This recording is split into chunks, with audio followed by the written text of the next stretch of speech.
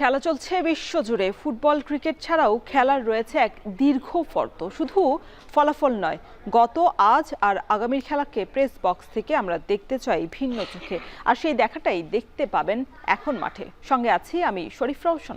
শুনছিলেন ক্রীড়াঙ্গনের সব গুরুত্বপূর্ণ খবরাখবর। আজ আমরা টপিক রেখেছি ফুটবলের হিসেব নিকেশ। একদিকে সিঙ্গাপুর হাসছে, একদিকে আবার বাংলাদেশ কাঁদছে। একই বিশ্বকাপের প্লে অফের বাছাই পর্ব আমরা দেখেছি, ইরাক হাসছে।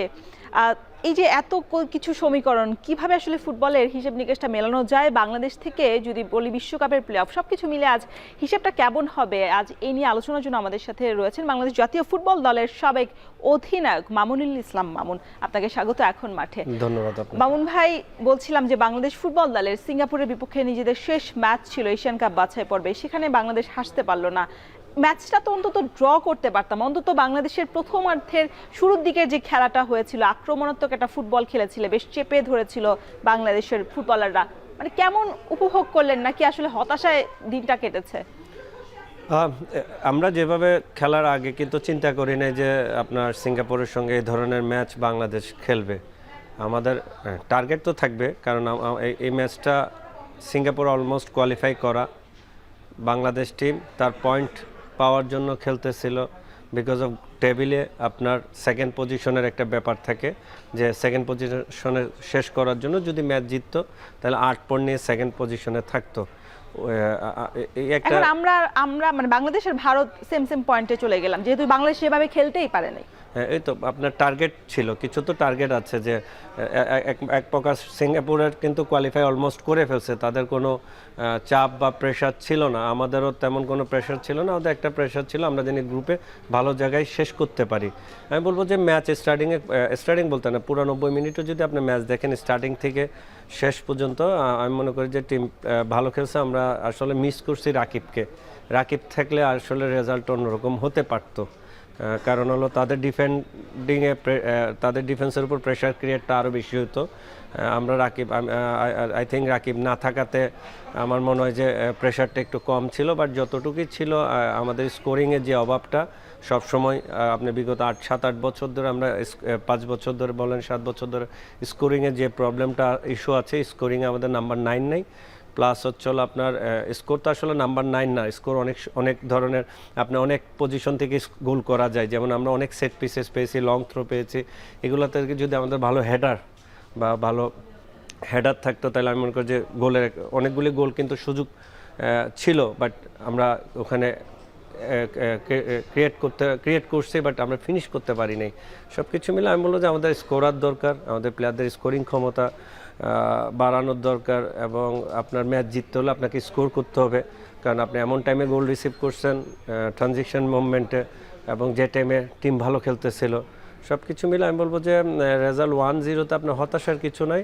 আমরা যে উন্নতি করতেছি হামজা আসার পর, সুমিত আসার পর, আমাদের যে ফুটবলের কালচারটা, যে আমরা জিতার জন্য একটা মানসিক দিক দিয়ে স্ট্রং হচ্ছে। এবং এশিয়া কাপ কোয়ালিফাই রাউন্ডে, আমাদের এই এশিয়া কাপ কোয়ালিফাই রাউন্ডে বিগত সময় আমরা কোন জায়গায় ছিলাম, এখন আমরা কোন জায়গায় আছি পয়েন্ট টেবিলে।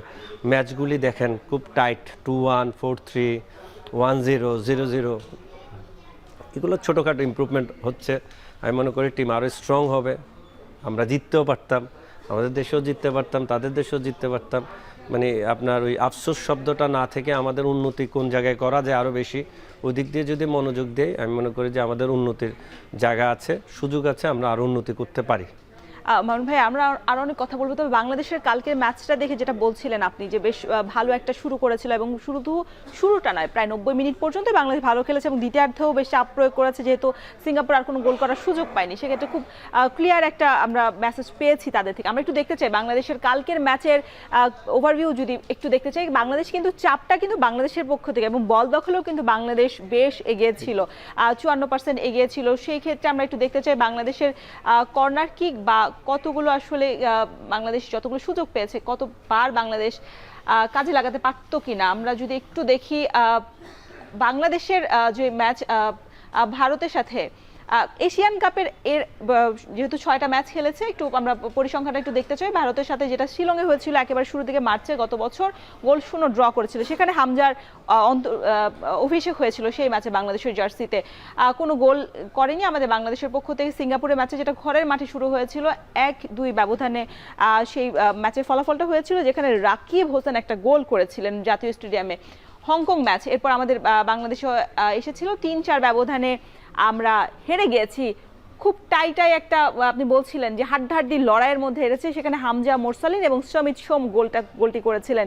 এরপর অ্যাওয়ে ম্যাচে হংকংয়ের কাছে 1-1 গোলে ড্র করেছি, সেখানে আমরা রাকিবের থেকে একটা গোল আমরা পেয়েছি এবং এরপর ঘরের মাঠে দীর্ঘ বছর পর 1-0 গোলে হারিয়ে আমাদের ফুটবলাররা বেশ আনন্দে মেতেছেন এবং সেখানে গোল ছিলেন শেখ মোরসালিনের। এবং সবশেষ যেটা গতকাল ম্যাচে ছিল সিঙ্গাপুরের, আমরা একটা গোল করতে পারিনি।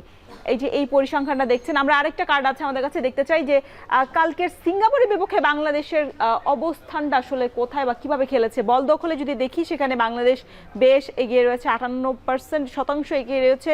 মোট শটের ক্ষেত্রেও আমরা দেখব যে আমরা অনেকগুলো শট নিয়েছি 16টা, আর তারা শট নিয়েছে মাত্র 6টি। গোলরক্ষক যদি বলি, মিতুল মার্মা কালকে সেভ করেছে 2 এবং সিঙ্গাপুরের গোলরক্ষক সেভ করেছে মাত্র 1টি। কর্নার কিক এসেছে 4টি, আমাদের কর্নার কিক তারা করেছেন 3টি এবং ট্যাকল করেছেন 3টি, যেখানে হামজা চৌধুরী একটা ট্যাকল সফল ট্যাকল করেছিলেন, ওদের কোনো ট্যাকল করতে হয়নি।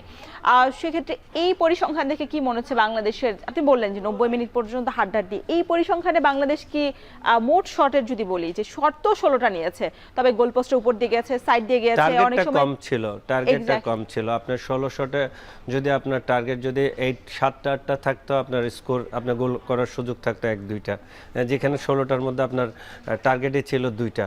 তাহলে এদিকে আপনার 6টা শট করলো তারা, 6টার মধ্যে তাদের টার্গেট 2টা, একটা স্কোর। সব কিছু মিলে আমি বলবো যে আপনাকে বললাম না, স্কোরিং ক্ষমতা আমাদের আরও বেশি বাড়ানো দরকার। স্কোরিং নিয়ে আমাদের কাজ করা উচিত, কারণ আপনার ম্যাচ জিততে হলে আপনাকে গোল করতেই হবে, স্বাভাবিক। ভালো ফুটবল খেলার সঙ্গে সঙ্গে এই যে বল পজিশন আপনি 58 বলেন, 56 বলেন, 54 বলেন, তাদের 48 বা 46, এই যে বল পজিশনে আপনি এগিয়ে, বাট আপনি স্কোপ তৈরি করতে পারেন নাই। আপনি বল পজিশনই করলেন, বাট আপনাকে স্কোপ তৈরি করতে হবে, স্কোরিং করতে হবে। এই জিনিসগুলি যদি, কারণ এগুলো উন্নতির ধারা, উন্নতির জায়গা আছে, আপনাকে উন্নতি করতে হবে, আপনাকে চিন্তা করতে হবে। কারণ আপনি এখন এশিয়া কাপ কোয়ালিফাই করতে যাবেন, নেক্সট এশিয়া কাপ কোয়ালিফাই খেলতে গেলে, ওয়ার্ল্ড কাপ কোয়ালিফাই খেলতে গেলে আপনাকে কোয়ালিফাই করার জন্য আপনি ফাইট করবেন। এইসব জায়গায় যদি আপনি ইমপ্রুভমেন্ট করেন, তাহলে আমি মনে করি আমাদের ওই উন্নতির জায়গাগুলি আস্তে আস্তে বাড়বে। এগুলোর জন্য আপনাকে নতুন করে স্টার্ট করতে হবে সব কিছু মিলে। কারণ আপনার যে এরাই আমাদের জিততে শিখিয়েছে, এরাই আমাদেরকে আপনার যেটা আশা আমরা করি ম্যাচ জিতবো, এই প্লেয়াররাই করেছে। এখন তাদের উপর বিশ্বাস রাখা উচিত। এখন আমাদের কি শট, কি দরকার, আমাদের কোন প্লেয়ার সবচেয়ে বেশি দরকার টিমে, আমাদের কোন হামজাকে সাপোর্ট করতে গেলে, সুমিতকে সাপোর্ট করতে গেলে আমাদের কি করণীয় উচিত, এগুলো নিয়ে এখন চিন্তার বিষয়। এগুলো নিয়ে আপনাকে চিন্তা করতে হবে। এগুলো যদি আপনি নট অনলি কোচিং স্টাফ, এই চিন্তা বাংলাদেশ ফুটবল ফেডারেশনে করতে হবে, ম্যানেজমেন্টে করতে হবে, এখান থেকে বাইরে দিতে হবে। আমরা একটা ম্যাচ নিয়ে যদি পড়ে থাকি, আমরা সামনে আরও অনেক ম্যাচ আছে, এই ম্যাচগুলিকে আমরা হারাবো। আপনার যে এখন আমাদের দরকার একটা জয়, ইন্ডিয়ার সঙ্গে জয়ের পর আমাদের যে ফুটবল এনভায়রনমেন্ট বলেন, ফুটবল কালচার বলেন, দেশের ফুটবলের যে কালচার তৈরি হয়েছে এতদিন পর, এটাকে আমাকে ধরে রাখতে হলে আমাকে ম্যাচ জিততে হবে, আমাদের ম্যাচ জিততেই হবে। তাইলে ম্যাচ জিততে গেলে আমাদের কি করণীয়, আবার কি করতে হবে মাঠে, সব কিছু মিলে আপনাকে ওয়ার্ক করতে হবে, কাজ করতে হবে। কাজের কোনো বিকল্প নেই, কাজ করলে আপনি ইমপ্রুভমেন্ট। স্ট্রাইকার নিয়ে কাজ করতে হবে। দেশের বাইরে আমাদের ভালো স্ট্রাইকার কারা আছে খুঁজতে হবে, খুঁজে তাদেরকে বাংলাদেশে আনতে হবে, বাংলাদেশকে রিপ্রেজেন্ট করার জন্য সুযোগ করে দিতে হবে। দেন আমরা সাকসেসের জায়গাগুলিতে দেখব।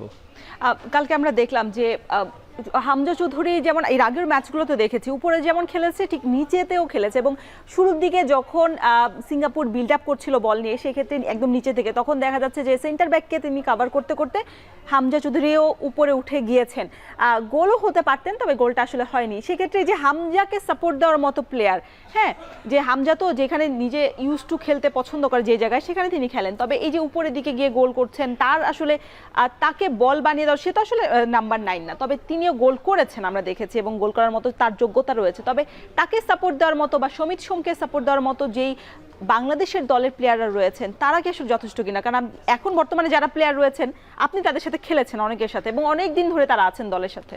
দেখেন, হামজা তো আসলে এক্সট্রাঅর্ডিনারি। আমাদের দেশ বাংলাদেশ হিসাব করলে, সাব কন্টিনেন্টাল হিসাব করলে হামজা এক্সট্রাঅর্ডিনারি। কয়জন প্লেয়ার ইংলিশ প্রিমিয়ার লিগ খেলে? নট অনলি সাব, এশিয়ার মধ্যে 3 থেকে 4 জন আপনার মানে হাতে, তার মধ্যে হামজা একজন। তাহলে ওর এক্সট্রাঅর্ডিনারি অনেক কিছু আছে। ওর ট্রেডমার্ক যদি আপনি চিন্তা করেন, তার ডিফেন্ডিং কাভারিং সুপার, তার অ্যাটাকিং জন্য আপনি যদি চিন্তা করেন, তার প্রেসিং, এই যে আপনি বললেন আস্তে আস্তে উপরে যে তাদের ডিফেন্ড হাফে প্রেস করা, এগুলো তার এক্সট্রাঅর্ডিনারি কারণে। তার ফিটনেস, সে যে লেভেলের ফুটবল খেলে। আমাদের ডোমেস্টিক লিগ, ইংলিশ প্রিমিয়ার লিগের তো ডিফারেন্স আপনার আছে, একটা লেভেলের একটা জায়গা আছে।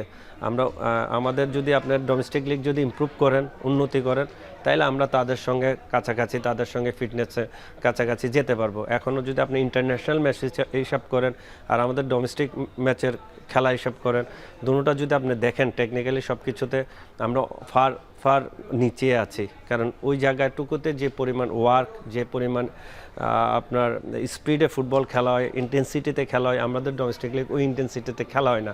হামজার ব্যাপারটা হলো ইংলিশ প্রিমিয়ার লিগ যে ইন্টেন্সিটি খেলা হয়, অনেক ইন্টারন্যাশনাল ম্যাচও ওই ইন্টেন্সিটিতে খেলা হয় না।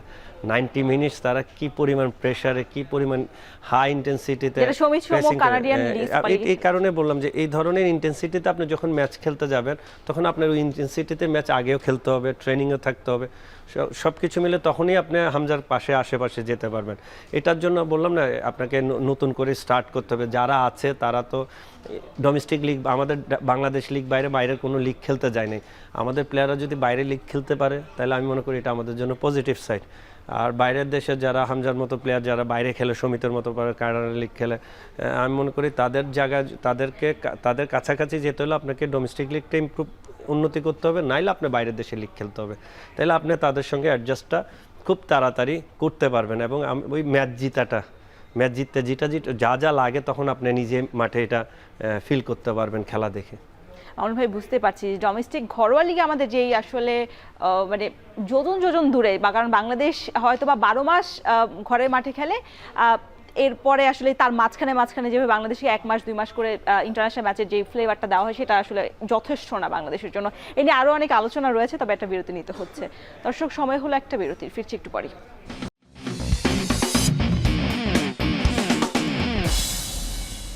ফিরে এলাম বিরতির পর, দেখছেন এখন মাঠে। মামুন ভাই, যেটা বলছিলাম যে এই যে বাংলাদেশের সাথে আন্তর্জাতিক ম্যাচের থেকে ডোমেস্টিক আমাদের ঘরোয়া লিগ যেটা হয়, সেটা যোজন ফারাক রয়েছে। আপনি কালকে আমরা দেখেছি যে বাংলাদেশ যেভাবে বল নিয়ে এগিয়েছে বা ফাহিম যতগুলো ভুল করেছে, সেক্ষেত্রে বাংলাদেশের ঘরোয়া লিগ অবশ্যই দায় করতে হবে। কারণ বাংলাদেশের প্লেয়াররা কোথায় খেলে, পুরো সারা বছর কোথায় খেলে? মুন্সিগঞ্জ, মানিকগঞ্জ, কুমিল্লা, এইসব মাঠে খেলে।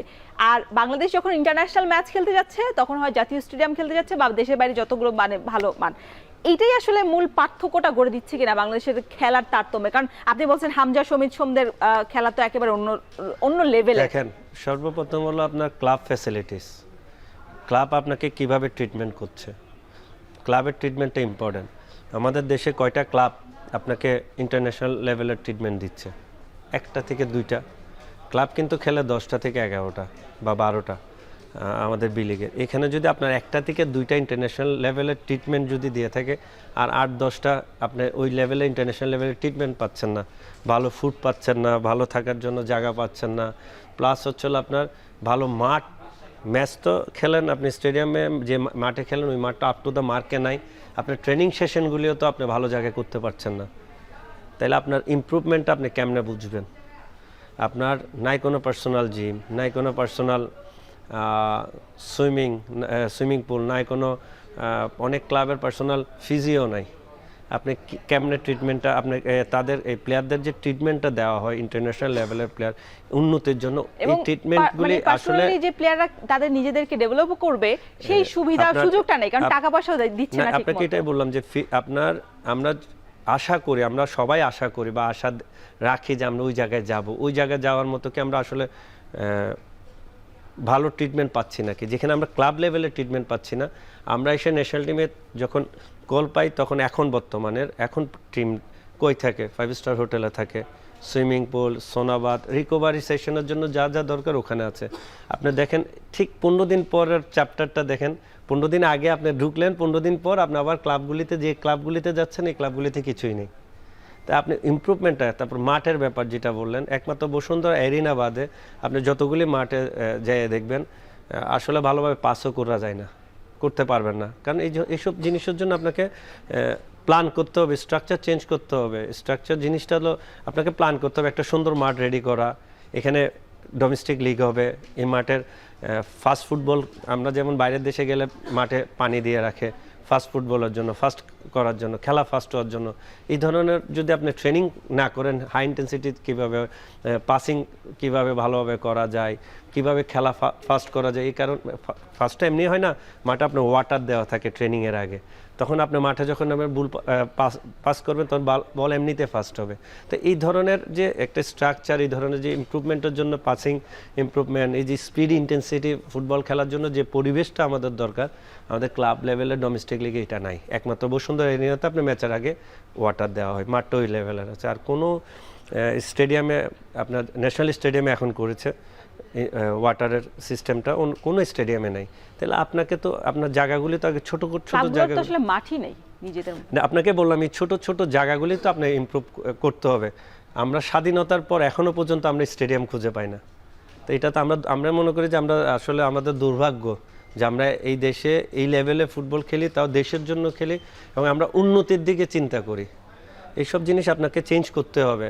আমরা সবাই আসি, দায়িত্ব নিই, 5 বছরের চিন্তা করি, আমি আপনার যত আপনি সমালোচনা না, আপনি যদি আলোচনাও করেন ওটা সমালোচনার ইঙ্গিত দেয়, আপনাকে অনেক জায়গায় স্পেসও দিবে না কাজ করতে। ভাই আরেকটা কথা একটু জানার ছিল, সেটা হচ্ছে যে আপনি বলছেন যে দেশের বাইরে ফুটবলাররা খেলতে যাবে, তবে বাংলাদেশের জামাল ভুঁইয়া বা আর 2-1 প্লেয়ার ছাড়া যারা বাইরের দেশে থেকে আসছেন বা এসছেন, আমরা দেখি জামাল ভুঁইয়া আর্জেন্টিনা দলে খেলেছে, আর্জেন্টিনার একটা ক্লাবের হয়ে খেলেছে।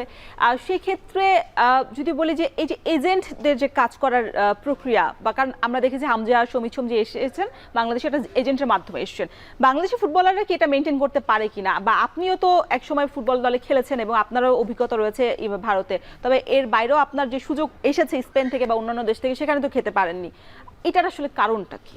আসলে আমাদের এজেন্ট ছিল না। এজেন্ট থাকলে কি হতো, আমাদের প্লেয়ারদের এখন বর্তমানে পার্সোনাল এজেন্ট থাকা দরকার। এজেন্ট থাকলে আপনি খেলার মাঠে মনোযোগ দিবেন, আর আদার্স যে কাজগুলি, অফিসিয়াল কাজগুলি আছে সেগুলো এজেন্ট করে দিবে। এই এশিয়া কাপ কোয়ালিফাই ম্যাচ খেলার পর অনেক প্লেয়ারদের বাইরের দেশে খেলার অফার আসবে। আসলে অফারটা আসলে অফারটা মেনটেনটা করবে কে, ক্লাবগুলির সঙ্গে যোগাযোগ করবে কে, তার এজেন্ট।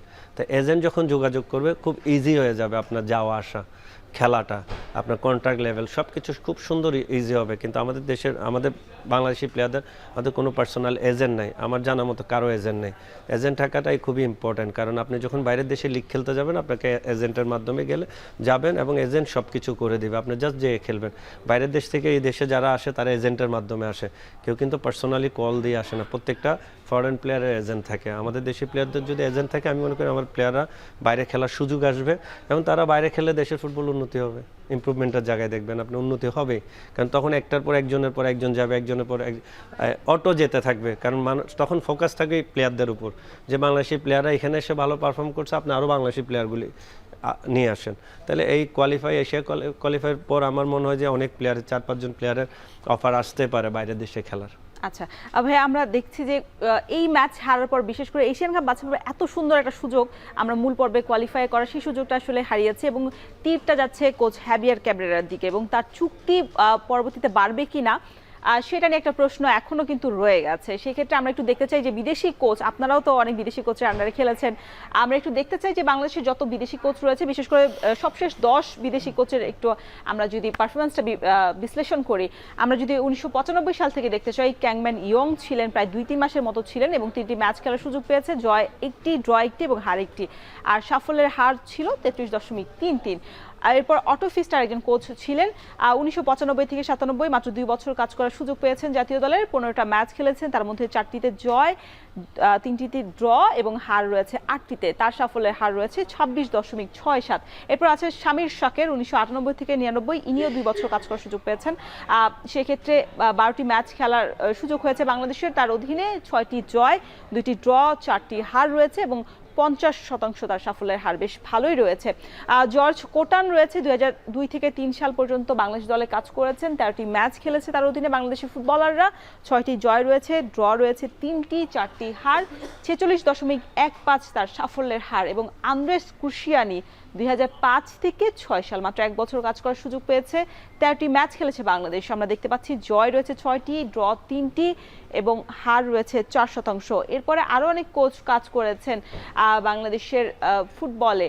দেখছি নিকোলা এলিফস্কি আছেন, 2011 থেকে 11, মাত্র কয়েক মাস কাজ করেছেন তিনি। এই সময়ের মধ্যে 7টি ম্যাচ খেলেছেন। তার অধীনে বাংলাদেশের ফুটবলাররা 2টি জয় রয়েছে, 2টি ড্র রয়েছে এবং 3টি হার রয়েছে এবং তার সাফল্যের হার হয়েছে 28.57। এরপর আমরা দেখছি যে লুডভিগ ডি আছেন একজন কোচ, 2013 থেকে 14 সাল পর্যন্ত তিনি কাজ করেছেন। 7 ম্যাচ খেলেছে বাংলাদেশের ফুটবলাররা তার অধীনে এবং 2টি জয়, 2টি ড্র এবং 3টি হার।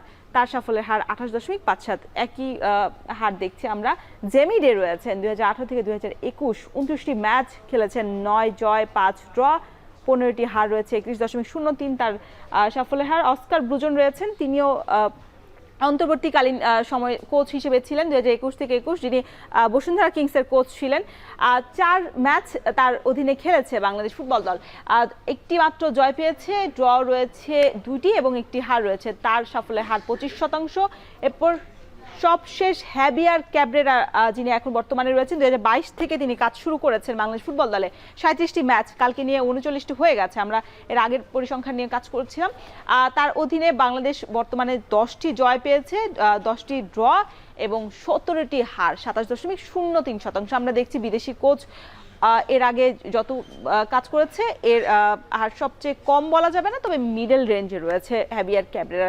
মামুন ভাই, এই নিয়ে আমরা আলোচনা করব। আসলে বাংলাদেশের যারা বাংলাদেশি কোচ রয়েছেন তাদের তো অবদান রয়েছে, তবে বিদেশি কোচের তুলনায় হ্যাভিয়ার ক্যাব্রেরা অনেকটা পিছিয়ে রয়েছে কিনা, বা তার চুক্তি আবারও নবায়ন করা উচিত কিনা, হবে কিনা বাংলাদেশ ফুটবল ফেডারেশন, এই নিয়ে আপনাকে প্রশ্নটা রেখে গেলাম, তবে বিরতির পর উত্তর নেব। দর্শক, সময় হলো আরও একটা বিরতির, ফিরছি একটু পরই। আবারও স্বাগত এখন মাঠে। মামুন ভাই, বিদেশি কোচদের যে একটা পারফরমেন্স আমরা একটু আগে দেখলাম কার্ডে, আপনিও তো এর মধ্যে অনেক কোচের অধীনে খেলেছেন, সেক্ষেত্রে বাংলাদেশের বর্তমান যে কোচ আছেন হ্যাভিয়ার ক্যাব্রেরা, তার ফিলোসফি, তার কৌশল অনুযায়ী যাদের অধীনে আপনি খেলেছেন, সেটার তারতম্য কেমন দেখছেন? দেখেন, আমি যে সময় স্টার্ট করছি 2007 থেকে, তখন স্টার্ট হয় নয় মুস্তাদের হাত থেকে, ন্যাশনাল টিমে ফার্স্ট ওনার অ্যাসাইনমেন্টে যায়, তারপর দেশি কোচ ইউসুফ ভাইয়ের আন্ডারে। আমি মনে করি যে ক্যাবেরা যে টাইমটা পেয়েছে, যে সময়টা পেয়েছে, ওই সময় তুলনায় তার রেজাল্ট আসলে বেশি ভালো না। কারণ আপনি অন্যদের কোচ যদি চিন্তা করে দেখেন, ফার্স্টে আমাদের সাকসেসফুল যদি ধরি, আমরা জোরান দদ্রবিচকে ধরবো, জোরান দদ্রবিচের নাম নেই। এসএ গেমসে আমরা আপনার 5টা ম্যাচ খেলছি, গ্রুপ পর্যায়ে সহ 5টাই আমরা ম্যাচ জিতছি এবং আনবিটেন চ্যাম্পিয়ন এসে কোনো গোল রিসিভ না করে, তাহলে ওই তো 100 পাওয়ার মতো অবস্থা রাখে, যেটার ক্যাপ্টেন আমিনুল ভাই ছিল। তারপর টিটু ভাইয়ের আন্ডারে, তারপর হলো ইলোভিস্কের আন্ডারে, রূপচিজের আন্ডারও সেম 3-4টা ম্যাচ খেলছে, 2টা জয় পাইছে। ইলোভিস্কের আন্ডারও সেম 3-4টা খেলছে, 2টা জয় পাইছে, ছোট টাইম। বাট আমাদের লড্রিক ক্রুইফ অ্যান্ড জেমিডের আন্ডারে লং টাইম খেলার সুযোগ হয়েছে। এখানে আপনার 7টা ম্যাচ দিয়েছেন লড্রিক ক্রুইফে আরও বেশি ম্যাচ খেলা হয়েছে। ওখানেও অনেক জয় ছিল, শুধু 2টা না, ওখানে 5-6টা জয় ছিল। আমরা টুর্নামেন্ট খেলেছি, লাস্ট টুর্নামেন্ট যেটাতে আমরা রানার্স আপ হয়েছি গোল্ড কাপে, বঙ্গবন্ধু গোল্ড কাপে, ওখানেও তো আমরা 3টা ম্যাচ জিতেছি। 3টা ম্যাচ জিতেই তো আমরা কোয়ালিফাই খেলছি। সব কিছু মিলে আমি বলবো যে জেমিডের আন্ডারও খেলা হচ্ছে জেমিডের হিসেবে, বাট আপনার ক্যাভারেটটা ছিল ও সবচেয়ে বেশি সময় পেয়েছে, কিন্তু ওর ম্যাচ জয় সবচেয়ে বেশি কম, আর টিম সবচেয়ে ভালো তার আন্ডারে, যেখানে হামজার মতো প্লেয়ার, সুমিতের মতো বলেছেন যে দক্ষিণ এশিয়ার মধ্যে সবচেয়ে ভালো মিডফিল্ড হচ্ছে আমরা, সাবকন্টিনেন্টের মধ্যে সবচেয়ে বেস্ট টিম এখন বাংলাদেশ, আপনাকে ধরতে হবে। দেন সে সবচেয়ে ভালো টিম পেয়েছে, তার আরও ভালো রেজাল্ট করার সুযোগ ছিল, বাট সে রেজাল্টটা হয় নাই। নিশ্চয় কোনো না কোনো জায়গায় প্রবলেম ছিল। আমি মনে করি যে এই জিনিসটা এখন তার চুক্তি কিভাবে নবায়ন করবে, সে চুক্তিতে থাকবে নাকি থাকবে না, তাকে রাখবে নাকি রাখবে না ওনাকে, সেটা আসলে ফুললি বিএফএফের football national team management committee আছে, ফুটবল ফেডারেশনের সিদ্ধান্তে। আসলে ওই ধরনের কোচ আনতে গেলে, আমাদের হাই লেভেলের কোচ আনতে গেলে ফাইন্যান্সিয়ালি একটা ব্যাপার থাকে এবং আমাদের রেজাল্টও ইম্পর্টেন্ট। আমাদের কি সাপোর্টটা আমাদের ফেডারেশন বা ক্রীড়া মন্ত্রণালয় তাকে ফুটবল ফেডারেশনকে দিতে পারবে নাকি, সব কিছু মিলে আপনাকে চিন্তা করতে হবে। আপনাকে চেঞ্জ হলে উন্নতি হবে, সেটা আপনাকে চিন্তা করতে হবে। বাট আমি মনে করি যে একটা স্ট্রাকচারে আনা উচিত, একটা সুন্দর জায়গায় আনা উচিত। একটা ন্যাশনাল টিমের কোচ এমন কোচ আনা উচিত, তার আপনার সার্টিফিকেট বলেন, তার কেরিয়ার বলেন, সব কিছু মিলে সে যে কোনো দেশে গিয়েছে, দেশের ফুটবল স্ট্রাকচার চেঞ্জ করে দিয়েছে উন্নতির দিকে। যেমন আমরা পেয়েছি আপনার ব্রাজিলিয়ান কোচ, যাকে আমরা বেশি দিন রাখতে পারিনি, একটা দুইটা তিনটা ম্যাচ খেলছে, নাম ভুলে গেছি।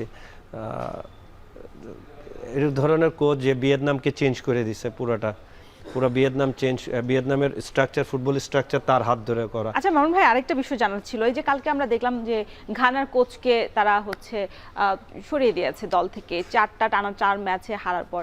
বাংলাদেশের কোচ নিয়োগের ক্ষেত্রে এত লেন্দি প্রসেস কেন মেনটেন করতে হয়? কারণ আমরা দেখেছি ইউরোপিয়ান ফুটবলে, বিশেষ করে বার্সেলোনা বা রিয়াল মাদ্রিদের মতো দলগুলো যেখানে খারাপ করে, সেখানে ইমিডিয়েট তাদেরকে চেঞ্জ করে দেওয়া হয় কোচ, এবং তাদের হাতে ফুটবলারদের মতো কিন্তু কোচদেরও মনে হয় হাতে থাকে পাইপলাইনের যে বিষয়টা।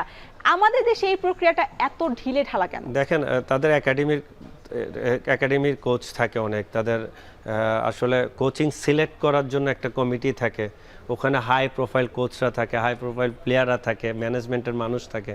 ওই ধরনের হাই প্রোফাইল কোচ আমাদের দেশে আছে, ম্যানেজমেন্টে হাই প্রোফাইল প্লেয়ার আছে।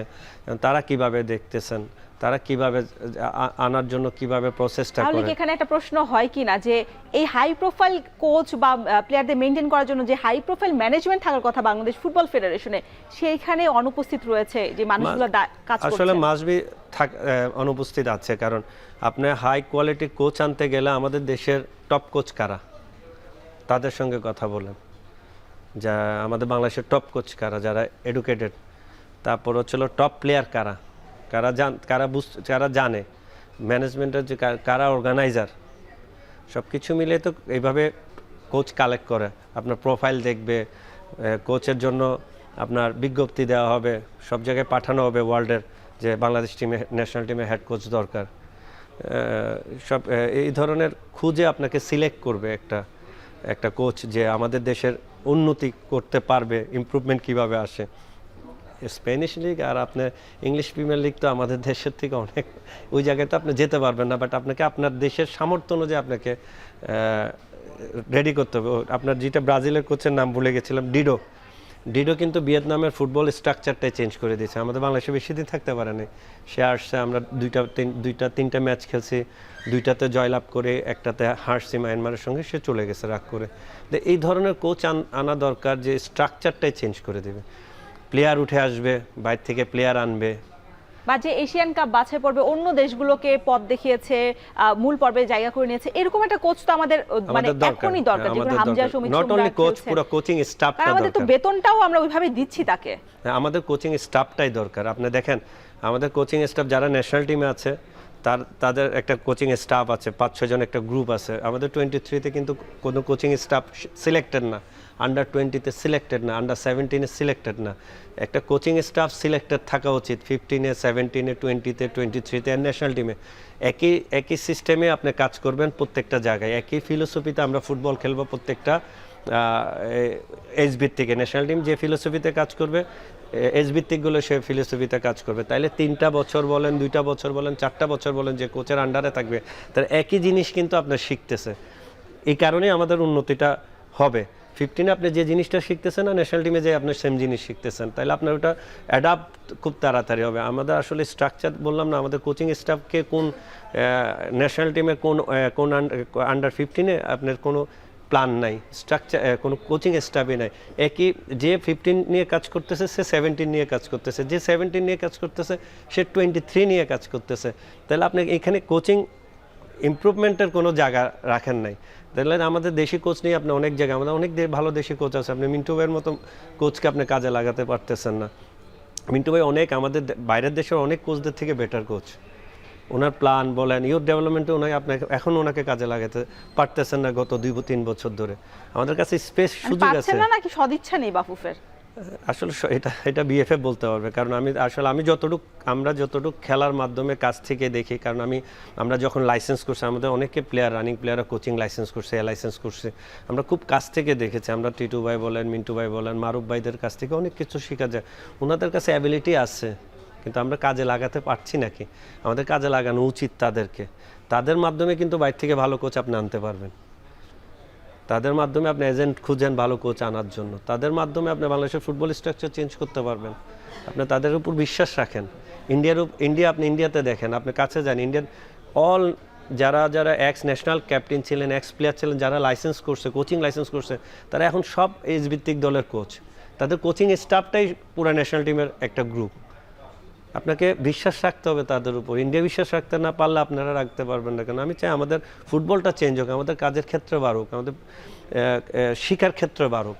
তাইলে তখন আমাদের যে ফরেন কোচগুলি আসবে তাদের সঙ্গে আমাদের দেশি কোচদের ডিফারেন্সটা বেশি থাকবে না, আরও খুব ক্লোজ থাকবে। আমাদের শেখার জন্য যে প্ল্যাটফর্ম দরকার, ওইটা আমাদের সবচেয়ে বেশি ইম্পর্ট্যান্ট। আমি মনে করি যে এই জিনিসগুলি যদি আপনি চেঞ্জ করতে পারেন, ডে বাই ডে আপনার ভালো কোচ আসবে, স্ট্রাকচার চেঞ্জ হবে। এখন স্ট্রাকচার চেঞ্জ হয় নাই, এখনও স্লো, আমরা এখনও উন্নতির দিকে যাচ্ছি, কিন্তু আমাদের বাধা আছে অনেক। বাধাগুলি চেঞ্জ করতে গেলে টুকটাক এগুলো চিন্তা করতে হবে।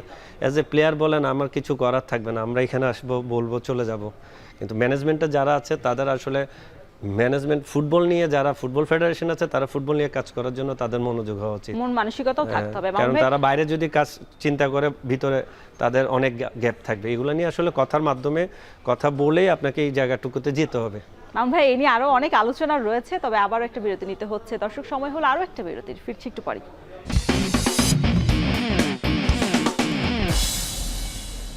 আরো একবার স্বাগত জানাচ্ছি এখন মাঠে। মামুন ভাই, যেটা কথা বলছিলাম যে জাতীয় দলটার যে ভিতটা, সেটা তো যারা অনূর্ধ্ব দলে, বয়সভিত্তিক দলে যারা খেলছেন তাদের, বিশেষ করে আমরা এখন অনূর্ধ্ব 20 দলে রোনান সুলিভান আছেন, ডেকলান সুলিভান আছেন। এই সুলিভান ব্রাদার্সকে নিয়ে কাজ করার যে সক্ষমতা, তাকে কার হাতে দিয়েছে? মার্ক কক্সের হাতে, যিনি অলরেডি বিতর্কিত একজন কোচ হয়ে বাংলাদেশের মধ্যে নিযুক্ত কাজ করছেন, এবং তিনি এখন মালদ্বীপে রয়েছেন। আজ সেমিফাইনাল রয়েছে অনূর্ধ্ব 20 দলে। সেক্ষেত্রে বাংলাদেশের এই পর্যায়ে, নেপালে এই স্টেজে কি মনে হচ্ছে? মানে বাংলাদেশ কিন্তু 2024 সালে নেপালকে হারিয়ে কিন্তু ফাইনালের চ্যাম্পিয়ন হয়েছিল। এবার কি আসলে সম্ভব কিনা? এসবি থেকে আমাদের সাবকন্টিনেন্টের মধ্যে 3টা দেশ খুবই স্ট্রং, বাংলাদেশ, নেপাল, ইন্ডিয়া। দেখবেন এই 3টা থেকে যে কোনো একটাই চ্যাম্পিয়ন হয়, আর এই 3টা থেকে যে কোনো 2টাই ফাইনাল খেলে। তা আপনি নেপালকে ফেস করবেন, আপনি ইন্ডিয়ার সঙ্গে ড্র করছেন, আপনার স্টার্টিং ভালো ছিল। এই যে আপনার নাম বললেন যে 2 ভাই, বা তাদের পারফরমেন্স, এক ম্যাচে 2 গোল করা, তারপরের ম্যাচে অ্যাসিস্ট করা, সব কিছু মিলে সে টাইম পাচ্ছে, সে প্রুভ করতেছে। আরেকজনকে আপনি টাইম দিচ্ছেন না, সে প্রুভ করতে পারতেছে না। রোনান সুলিভানকে আমরা একদম সলিড নাম্বার 9 হিসেবে কিন্তু মানে দলে নিতে পারি, জাতীয় দলের জন্য। এখনই কিন্তু সময় কি আসছে? আমি এটাই বললাম যে আরেকজনকে আপনি টাইম দিচ্ছেন না, সে পারফরমেন্স করতে, আরেকজনকে বসিয়ে রাখছেন। আপনি তাকে যদি টাইম দেন, সে পারফর্মটা করতে পারবে। বাট সেমিফাইনাল যখন খুবই ইম্পর্টেন্ট ম্যাচ, 50-50 ম্যাচ, নেপাল অনেক ভালো টিম বয়সভিত্তিকে। আমরা যদি আমাদের টার্গেট যদি চ্যাম্পিয়ন থাকে, আমাকে ফাইনাল খেলতে হলে আমার নেপালকে হারাইতে হবে। নেপালকে হারাইতে গেলে আমার মনে হয় যে প্রথম 25-35 মিনিটসে ম্যাচ আপনার করে নিতে হবে, প্রেশার ক্রিয়েট করে। নাহলে আপনার যত সময় যাবে, ওরা যে ধরনের ফুটবল খেলে, টিকে টাকা টাইপের, আপনাকে পরে তারা আপনাকে প্রবলেমে ফেলতে পারে। আর আমি মনে করি বাংলাদেশের এই 20 টিম অনেক ভালো টিম। এখানে অনেক প্লেয়ার আছে যারা ন্যাশনাল টিমের আপকামিং প্লেয়ার, চন্দন বলেন, ফাহিম বলেন, মুর্শেদ বলেন, এরা আপকামিং ন্যাশনাল টিমের প্লেয়ার। দেখবেন আপনার 6 মাস পর তারা ন্যাশনাল টিমে পারফর্ম করতেছে, বিকজ তারা ডোমেস্টিক লিগে সবাই ভালো টিমে খেলতেছে। তার মধ্যে আমি মনে করি যে এই 20 থেকে ন্যাশনাল টিম বাইরে আসবে। তাইলে তাদেরকে আসলে কনফিডেন্সলি ম্যাচটা জিততে হবে, তারা ফাইনাল খেলতে হবে এবং চ্যাম্পিয়ন হতে হবে। তাইলে আমরা যে উন্নতির রাস্তাটা দেখতেছি, জায়গায় যাচ্ছি, এখান থেকে ন্যাশনাল টিমের প্লেয়ার কালেক্ট করতেছি, এটাই ফলাফলের উপর কিন্তু আপনি অনেক কিছু পেয়ে যাবেন। মামুন ভাই, এটা তো গেল পুরুষ দলের বয়সভিত্তিক দল। আজ কিন্তু অনূর্ধ্ব-20 এশিয়ান কাপ আর মূল পর্বে কিন্তু মাঠে নামে বাংলাদেশ নারী ফুটবলাররা, যেখানে আসলে থাইল্যান্ডের বিপক্ষে, স্বাগতিক থাইল্যান্ডের বিপক্ষে মাঠে নামছে পিটার বাটলারের অধীনে। এবং এই দলের কয়দিন আগেই অস্ট্রেলিয়ায় যেই দলটা খেলেছে বাংলাদেশ এশিয়ান কাপের মূল পর্বে, তাদের অনেকে কিন্তু এখানে রয়েছে। এই সুযোগটা এবার অনূর্ধ্ব-20 কতটা কাজে লাগাতে পারবে? কারণ সরাসরি কিন্তু বিশ্বকাপেও কোয়ালিফাই করার সুযোগ রয়েছে এবারের এশিয়ান কাপ থেকে। আমি মনে করি যে মেয়েরা অলমোস্ট উন্নতি করতেছে, উন্নতির জায়গায় চলে গেছে। তারা এশিয়া কাপ খেলছে, তাদের এখন গোল বলেন, লক্ষ্য বলেন অনেক উপরে। তাদেরকে নিয়ে যত বেশি আপনি কাজ করবেন, তত বেশি আপনি উন্নতির দিকে যাবেন, তত বেশি আপনি সাকসেস হবেন। আমি মনে করি এই ধরনের টুর্নামেন্টে আন্ডার-20-তে আপনার তাদের যদি সুযোগ থাকে, তাদের সুযোগ আছে, আপনি বললেন ওয়ার্ল্ড কাপ খেলার, আমি মনে করি যে তারা যদি চেষ্টা করে এবং তাদেরকে প্রপারলি যদি ট্রিটমেন্ট করা হয়, ট্রিটমেন্ট দেওয়া হয়, প্রপারলি তাদেরকে সাপোর্ট দেওয়া হয়, আমি মনে করি ওয়ার্ল্ড কাপ খেলারও সুযোগ আছে। কারণ তারা এশিয়া কাপ খেলছে, এশিয়া কাপ জায়গায় গিয়েছে। এখন আমরা তাদেরকে প্রপারলি ওই ধরনের ট্রিটমেন্ট দিতে পারতেছি নাকি, প্রপারলি তাদেরকে সাপোর্ট দিতে পারছি নাকি, আপনাকে চিন্তা করতে হবে। এখনও পর্যন্ত কোনো টুর্নামেন্টে গেলে বাটলারের সঙ্গে আপনার মিডিয়ার মাধ্যমে ম্যানেজমেন্টের একটা দূরত্বর কথা চলেই আসে। তো ওই জিনিসটা কি ক্লোজ হয়েছে নাকি? ওই জিনিসটা যদি ক্লোজ হয়, ম্যানেজমেন্টের সঙ্গে তাদের দূরত্ব, কোচিং স্টাফের দূরত্ব যদি স্টপ হয়, প্লেয়ারদের যদি আপনি ভালোভাবে সুযোগ দেন, আমি মনে করি আপনার বিশ্বাস করবেন, আমি এই বিশ্বাস দূরত্ব রাখি। ঘোচানোর জন্য কিন্তু এবার প্রেস কনফারেন্স ছাড়াই কিন্তু তারা চলে গেছে মালদ্বীপে। আমি এটাই বললাম, তা আপনাকে যদি এই জিনিসগুলি ক্লোজ হয়, তাহলে আপনি বিশ্বাস করতে পারবেন, আমি বিশ্বাস করতে পারবো, সবাই বিশ্বাস করতে পারবে নারী টিম ওয়ার্ল্ড কাপ খেলার মতো স্বপ্ন দেখে এবং এটা বাস্তবায়ন করা যায়। আর সেক্ষেত্রে আমরা একটা কথা শুনছিলাম যে পিটার নিজেও বলেছিলেন এশিয়ান কাপে যে সিনিয়র লেভেলে খেলেছেন, তারপরে কিন্তু ম্যাচ শেষে তিনি বলেছিলেন যে আমি যদি অন্য জায়গায় ভালো সুযোগ পাই বা এখন তিনি রেস্টে থাকবেন, তবে সুযোগ পেলে হয়তো অন্য জায়গায় তিনি সুইচ করতেও পারেন। সেক্ষেত্রে পিটারকে আসলে ধরে রাখার যে বাংলাদেশের পরিকল্পনা, সেটাতে আসলে কি ঘাটতি রয়েছে কিনা? কারণ এমন একটা ভালো কোচ যিনি সাফ জিতিয়েছেন, এশিয়ান কাপের মূল পর্বে নিশ্চিত করেছেন এবং এশিয়ান কাপে বেশ ভালোই করেছে বাংলাদেশ। আপনি বলছিলেন যে সুযোগ সুবিধা সেভাবে পায়নি, এরপরও যতটুকু যথেষ্ট বা দেয়ার সামর্থ্য আছে সবটাই দিয়েছে বাংলাদেশের নারীরা নিজেদেরকে নিংড়ে। সেক্ষেত্রে পিটারকে ধরে রাখার মানে দরকার কিনা এখন? দেখেন, এই ধরনের কোচ ধরে রাখা টাফ। যে কোচ আপনার স্ট্রেটলি সামনাসামনি কথা বলে, যে কোচের পিছনে কোনো ভয় নাই, যে কোচ টিম সিলেকশনে নিজের বেস্ট পারফর্মারদের টিমের সুযোগ করে দেয় খেলার জন্য, ফাইট করে, তো এই ধরনের কোচকে আপনার ধরে রাখা টাফ। যদি আপনি ধরে রাখতে পারেন, আমার মনে হয় যে আপনি ভালো ট্র্যাকে থাকবেন। আপনি যদি ধরে রাখতে না পারেন, তাহলে আপনি রং ট্র্যাকে যাবেন। এবং মামুন ভাই, যেটা আমি বলছিলাম, যদি একটু পুরুষ দলের সাথে একটু তারতম্য করতে চাই, জাতীয় দলের পুরুষ দলের জন্য এত লিগ রয়েছে, এত টুর্নামেন্ট রয়েছে, তবে বাংলাদেশের নারীদের জন্য সেভাবে টুর্নামেন্ট আয়োজনের সুযোগ মানে করে দেয় না বাফুফে।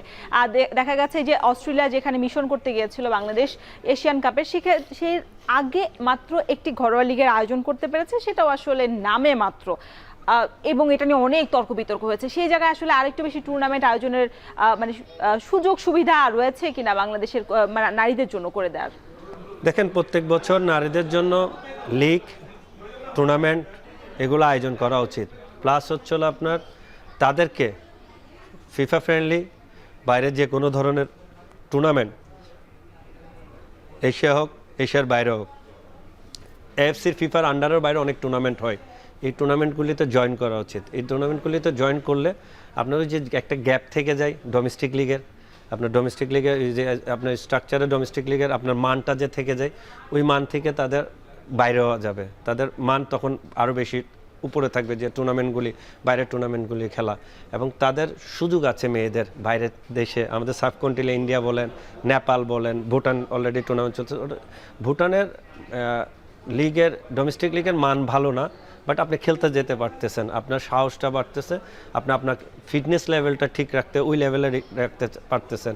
এই ধরনের আমাদের নারীদের যেমন লিগের মাধ্যমেও আমাদের স্ট্রাকচারটা স্টার্ট করা উচিত, এবং টুর্নামেন্ট এবং বাইরের দেশের টুর্নামেন্ট খেলা সব কিছুতে যদি আপনি তাদের প্রতি সুনজর দেন, আমার মনে হয় যে তাদের যে আপনি বললেন যে লিগ হয় নাই, প্লেয়ার গ্রাস লেভেল থেকে বাইরে হচ্ছে না, প্রত্যেকটা ডিস্ট্রিক্টের লিগ হওয়া সেটা আরো বাড়বে এবং বাংলাদেশের নারী ফুটবল কেন পুরো ফুটবলে আসলে উন্নতির সম্প্রসারণ ঘটাতে পারবে বাংলাদেশ ফুটবল ফেডারেশন। মামুন ভাই, আপনাকে অনেক ধন্যবাদ এতক্ষণ এত সুন্দর আলোচনার জন্য। দর্শক, শেষ করছি এখন মাঠের আজকের আয়োজন। এতক্ষণ সঙ্গে থাকার জন্য সবাইকে ধন্যবাদ।